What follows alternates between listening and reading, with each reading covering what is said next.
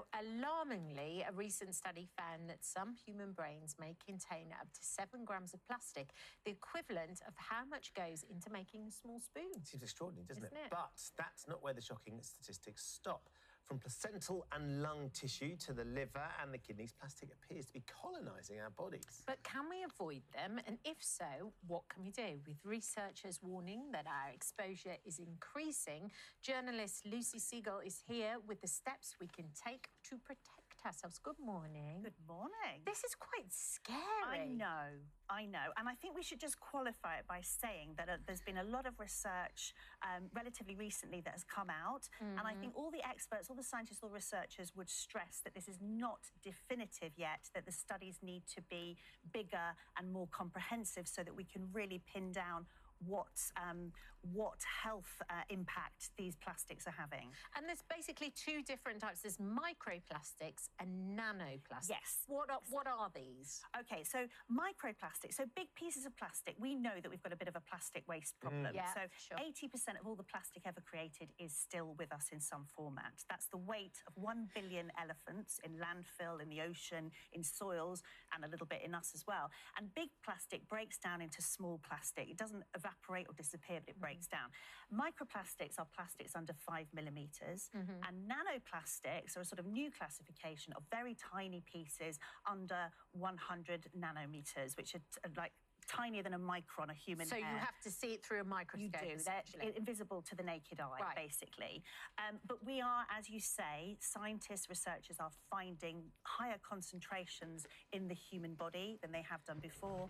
And you mentioned the brain study that came out recently, which caused a great deal of excitement, not of the fun variety. No, of course. Yes. How are they getting into our brains and our bodies, then? It's a really good question. And, you know, the main pathways are through breathing, because they're so small that they're carried around in the air, and they're so ubiquitous, they are everywhere. And also skin contact, and also through the food we eat, which is one of the main routes in. And we've got some foodstuffs here that microplastics have been found in, which people are probably quite surprised by. Things like honey, which seems so pure, salt, beer.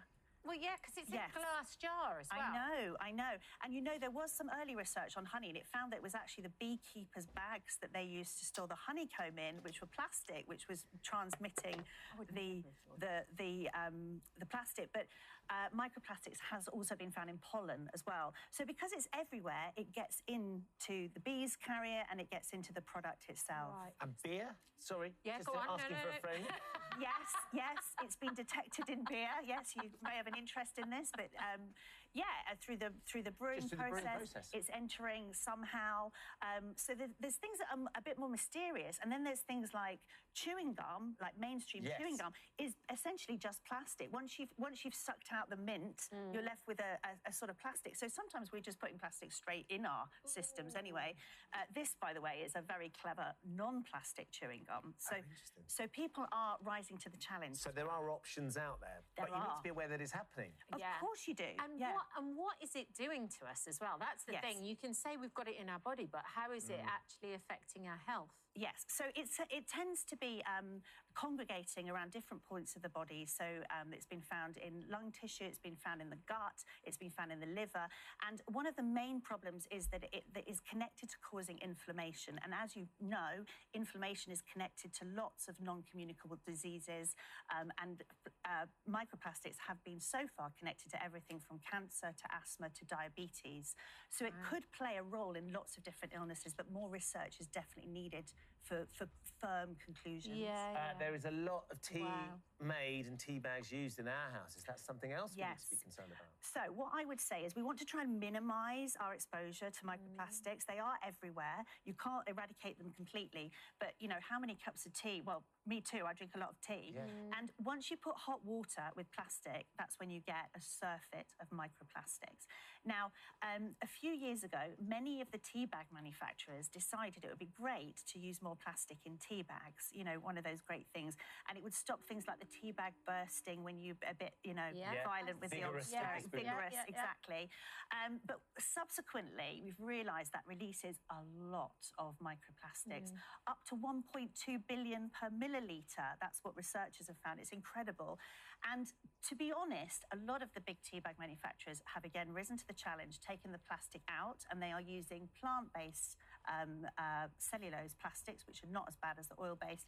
And you will now find tea bags that say plastic-free or without plastics or something like that. Or you can use tea leaves if you're a very big tea drinker. Yes. You want to eliminate them completely. Go old school. Yeah, the ritual of it. Yes. What about water? Because everybody drinks water. I know. We're all on the go. Yeah. And for convenience sake, very easily, you just pick up a plastic bottle. Yeah, unfortunately, if you want to minimise your exposure to microplastics, drinking bottled water is the worst thing. It's the thing to tackle. There is microplastics have been detected in glass bottles, but not as many. But in plastic bottles, again, we're talking about big numbers, not as big as tea bags, but, you know, 240,000 per millilitre. It's a lot. And it's growing worse for some reason. So a lot of people are switching to the steel sort of bottles that you can fill up from the tap, or fountains where they still have them.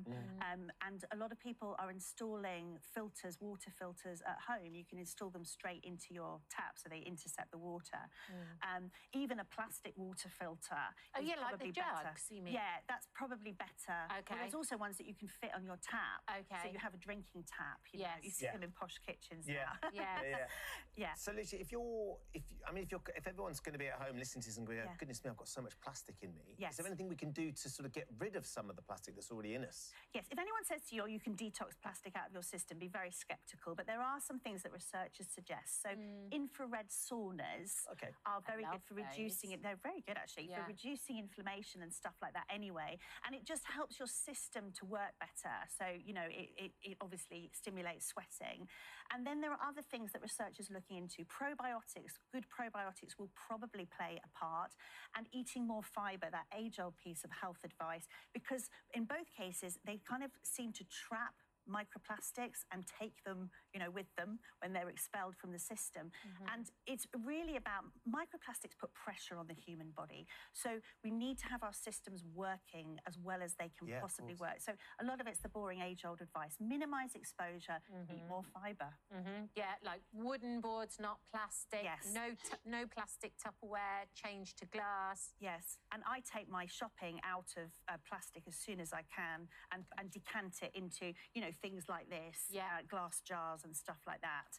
And it stores well. Amazing. And it's not in plastic. Some simple change will make a big difference. Lucy, thank you for joining us. Thank you. That was great.